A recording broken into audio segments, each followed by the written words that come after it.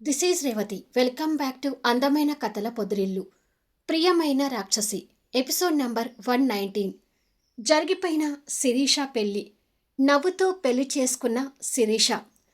కథలకు వెళ్ళబోయే ముందు దయచేసి వీడియోకి ఒక లైక్ ఇవ్వండి, అలాగే హైప్ ఇచ్చి వీడియోని సపోర్ట్ చేయండి. స్టోరీస్ నచ్చినట్టయితే మన ఛానల్ని తప్పకుండా షేర్ చేయండి. ఇక కథలోకి వెళ్ళిపోదాం. నన్ను ఎక్కడికి తీసుకువెళ్తున్నావో నిజం చెప్పు ఆనంది అని శిరీష అంటూ ఉండగా ఆనంది కార్ని ఒక గుడి ముందు ఆపుతుంది. ఫంక్షన్ హాల్కి కాకుండా ఇక్కడికి తీసుకొచ్చావేంటి ఆనంది అని గౌతమి కూడా అడుగుతుంది. ఆనంది వెంటనే కార్లో రెడీగా పెట్టిన కర్చీఫ్ని తీసి శిరీష ముక్కును మూసింది. అది చూసి ముత్యాలు గౌతమి షాక్ అవుతుంటే ఆ స్మెల్ పీలుస్తున్న శివంగికి ఏదేదో అవుతుంటుంది. కొద్దిసేపటికి ఆనంది శివంగి ముక్కు దగ్గర నుంచి కర్చీఫ్ తీసేసరికి శిరీషకి ఏదో మత్తు ఆవరిస్తూ అందంగా నవ్వుతుంటుంది. నవ్వుతున్న శిరీషని చూడగానే గౌతమి ముత్యాలు మొఖమొఖాలు చూసుకున్నారు. ఏం చేస్తున్నారు ఆనంది మేడం అని అడుగుతుంది ముత్యాలు కంగారు పడుతూ. నేను పెద్ద తెలివైన దాన్ని కదా, అందుకే నా ఆడపడుచు జీవితాన్ని కాపాడుతున్నాను అని అంటుంది ఆనంది. నీ ఆడపడుచు అంటే నేనే కదా, మరి నా జీవితాన్ని నువ్వెలా కాపాడుతున్నావు అని నవ్వుతూ అడుగుతుంది శివంగి. నేను మా అన్నయ్యకిచ్చి పెళ్లి చేసి నీ జీవితాన్ని కాపాడతాను, ముందు దిగు అంటూ ఆనంది కార్ దిగి శివంగి వైపుకొచ్చి డోర్ తీసి తనని కిందికి దింపుతుంది. చిరునవ్వు చిందిస్తున్న శివంగిని చూసి గౌతమి ఆశ్చర్యపోతూ అసలు ఏం జరుగుతుందానంది అని అడుగుతుంది. ఈలోపు పెళ్ళికొడుకు గెటప్లో అందంగా రెడీ అయిన చైతన్య ఫాస్ట్గా స్టెప్స్ దిగి అక్కడికి వచ్చి నీకోసమే చూస్తున్నానమ్మా అంటూ నవ్వుతున్న శిరీషని చూస్తాడు. ఇప్పుడు నీ పెళ్ళి మా అన్నయ్యతో జరగబోతుంది శివంగి. పెళ్ళికొడుకు డ్రెస్లో మా అన్నయ్య ఎలా ఉన్నాడు చెప్పు అని అడుగుతుంది ఆనంది మత్తులో ఉన్న శిరీషని చూస్తూ. ఎంత చైతన్యని ద్వేషించుకున్నా ఒకప్పుడు మనసుకు నచ్చినవాడు కాబట్టి ఆ మత్తులో చైతన్యని ఆరాధనగా చూస్తూ రాజకుమార్లాగా ఉన్నాడు అని అంటుంది నవ్వుతూ. శిరీషని అలా మత్తులో చూసి చైతన్య కాస్త జాలిపడుతూ సారీ శివంగి, మన పెళ్ళి నవ్వుతూ జరగాలంటే నేనిలా మత్తులో ఉంచక తప్పడం లేదు అని అనుకొని రెండు చేతులతో తనని ఎత్తుకొని పద మనం పెళ్లి చేసుకుందాము అని అంటాడు. ఓ సరే, చేసుకుందాము అంటుంది ఆ మత్తులో నవ్వుతూ. చైతన్య తనని ఎత్తుకొని పైకి వెళ్తుంటే గౌతమికి ముత్యాలకి అయోమయంగా అనిపిస్తూ ఆనంది వైపు చూస్తారు. నేను పెద్ద తెలివైన దాన్ని కదా, అందుకే శివంగికి లాఫింగ్ గ్యాస్ ఫార్ములా వాసన చూపించాను. ఆ మత్తులో ఉన్న తను చిరునవ్వు చిందిస్తూ మనం ఏదంటే అది చేస్తుంది. శిరీష మా అన్నని పెళ్లి చేసుకోవాలంటే తను ఈ మత్తులని ఉంచి చేయాలి గౌతమి అని అంటుంది. అయ్యో ఆనంది, నీకు మా బావ సంగతి తెలియక ఇలాంటి పిచ్చి పనులు చేస్తున్నావట్టుంది. ఇప్పుడు శిరీషని మీ అన్నయ్యకిచ్చి పెళ్లి చేస్తే తర్వాత అసలు నీ పరిస్థితి ఏంటో ఆలోచించావా అని అడుగుతుంది గౌతమి. నా సంగతి తర్వాత, ముందు అన్నయ్య పెళ్లి శిరీషతో జరగాలి, ముందు పదండి అని చెప్పి ఆనంది స్టెప్స్ ఎక్కి వెళ్తుంటే రాబోయే ఆనంది ఫ్యూచర్ని తలుచుకొని భయంతో తన వెనక వెళ్తుంటారు ఈ ఇద్దరు. అందరూ పైకి వెళ్ళేసరికి అక్కడ అమర్, దమయంతి గారు, గీత, వీరేంద్ర, మమత, దీపక్ పెళ్లి ఏర్పాట్లు చేస్తుంటే పంతులు గారు వాళ్ళు తెచ్చిన వస్తువులు సరిగ్గా ఉన్నాయా లేవా అని చూసుకుంటూ ఉంటాడు. చైతన్య మనవరాల్ని ఎత్తుకొని రావడం చూసి దమయంతి గారు దగ్గరికి వెళ్ళగానే చైతన్య తనని దింపి అదిగో బామ్మ, చూడు మన పెళ్లికి ఏర్పాట్లు ఎంత బాగా చేస్తుందో అని చెప్తుంటే దమయంతి గారు దగ్గరికి వెళ్ళి మనవరాలు తల నిమురుతూ నువ్వు సంతోషంగా ఉండాలి తల్లి అని అంటుంది. నేను సంతోషంగానే ఉన్నాను కదా బామ్మ అంటుంది శిరీష నవ్వుతూ. కూతుర్ని అలా మత్తులో ఉంచి ఆ పెళ్లి చేయాల్సి వచ్చినందుకు అమర్ కూడా బాధపడుతూ కూతురు దగ్గరకొచ్చి ప్రేమగా తన దగ్గరికి తీసుకుని చైతన్యని పెళ్లి చేసుకుంటే నీ లైఫ్ చాలా బాగుంటుందమ్మా, నన్ను నమ్ము అని అంటాడు. సరేనండి. అలాగే నమ్ముతాను అంటూ చిరునవ్వు చిందిస్తూనే సమాధానం ఇస్తుంది. వాళ్ళ ఫ్యామిలీ కూడా అక్కడ ఉండేసరికి గౌతమి ఆశ్చర్యపోతూ దీపక్ అంటూ వాళ్ళ దగ్గరకొస్తుంది. వచ్చావా? అదిగో పంతులు గారికి పసుపు కుంకుమ కావాలంట. ఆ సంగతేంటో చూడు అంటూ దీపక్ భార్యకి పనులు పురమాయిస్తాడు. గౌతమి మాట్లాడకుండా ఆశ్చర్యంగా చూస్తుంటే, చూడు ఇప్పుడు నువ్వు మీ బావ మనిషివి కాదు. నా పెళ్ళానివి. అంటే నా మనిషివి. నేను చెప్పినట్టు చెయ్యి అని బెదిరించినట్టుగా చెప్తాడు దీపక్. ఏంటి దీపక్ అమ్మాయితో అలా మాట్లాడతావు? అంటూ అమర్ అక్కడికొచ్చి, అమ్మ గౌతమి, మేము ఏది చేసినా అది శిరీష భవిష్యత్తుకి మంచి కోసమే. ఇంకేమీ ఆలోచించకమ్మా అని అంటాడు. సరే మావయ్య. అయితే ఈ పెళ్లి ఏర్పాట్లో నేను కూడా పాలు పంచుకుంటాను. నేను వెళ్ళి పసుపు, కుంకుమ సంగతి చూస్తాను అని చెప్పి పంతులు గారి దగ్గరికి వెళ్ళి వాళ్ళ అత్త, మామ, దమయంతి గారు, గీతతో కలిసి ఏర్పాట్లు చూస్తుంటుంది. ఆ ఏర్పాట్లు చూసి ఆనంది, ముత్యాలు కూడా సంతోషపడుతుంటారు. ముహూర్త టైం కావస్తుంది. ఆ అమ్మాయిని తీసుకునొచ్చి పెళ్లిపీటల మీద కూర్చో బాబూ అంటాడు పంతులు గారు. సరే పంతులు గారు అని రాసి వంగి అంటూ చైతన్య శిరీష చేపట్టుకొని పీటల దగ్గరికి వచ్చి కూర్చుంటాడు. పంతులు గారు ఏది చెప్తే అలా శిరీష నవ్వుతూ చేతినితో కలిసి చేస్తుంటుంది. ఇద్దరూ ఇష్టంతో పెళ్లి చేసుకున్నట్టుగా ఉంటుంది అక్కడి దృశ్యం. శిరీష చైత్రని అలా పెళ్లి కొడుకు పెళ్లి కూతురిగా చూసి అమర్ దమయంతి గారు కూడా ఆనందపడుతుంటారు.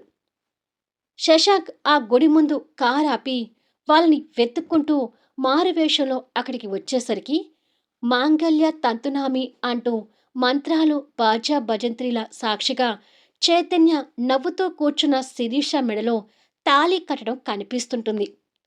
ఆ దృశ్యాన్ని చూసి శశాంక్ షాక్ అవుతుంటాడు.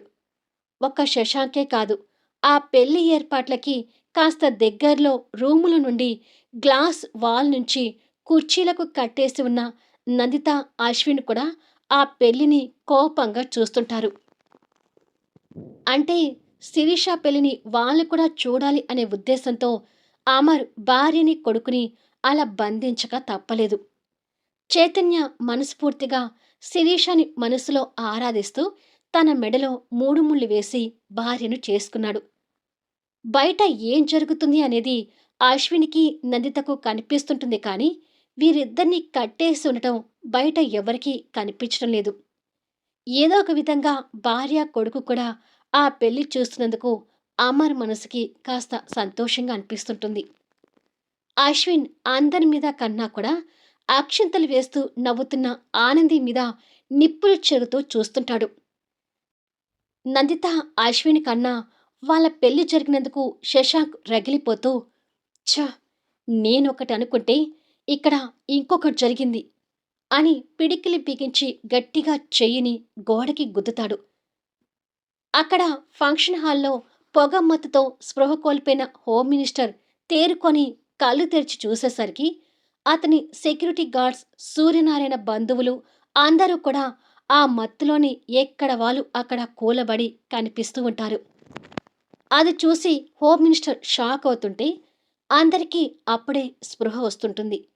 సూర్యనారాయణ కూడా తేరుకొని కళ్ళు తెరిచేటప్పటికి పెళ్ళికొడుకు జితేంద్ర కాస్త మత్తులో అక్కడికి వచ్చి, ఏమైంది నాన్నా? అందరూ ఎక్కడి వాళ్ళు అక్కడ పడిపోయారేంటి? ఈ పాటికి మా పెళ్లి జరగాలి కదా అంటాడు జితేంద్ర. హోమ్ మినిస్టర్ కోపం తెచ్చుకుంటూ లేచి, ఇంకా నీకు అర్థం కావట్లేదా? ఆ అమర్ మనల్ని మత్తులో ఉంచి ఏదో చేశాడు.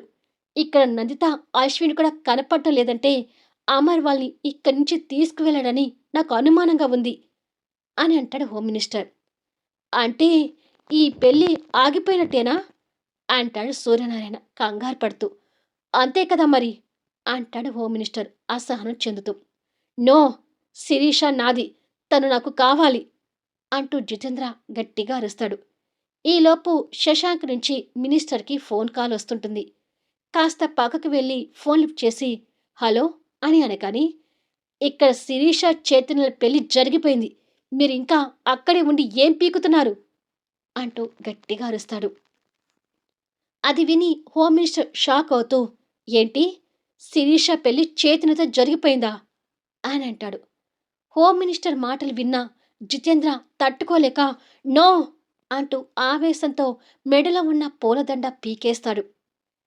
నీ దగ్గర నుంచి ఫోన్ రాకపోతే నాకేదో అనుమానం వచ్చి రియాక్ట్ అయితే ఆ ఆనంది శిరీషని గుడి దగ్గరకు తీసుకువచ్చిందని తెలిసింది. తీరా నేను అక్కడికి వచ్చేసరికి వాళ్ళ పెళ్లి జరిగిపోయింది.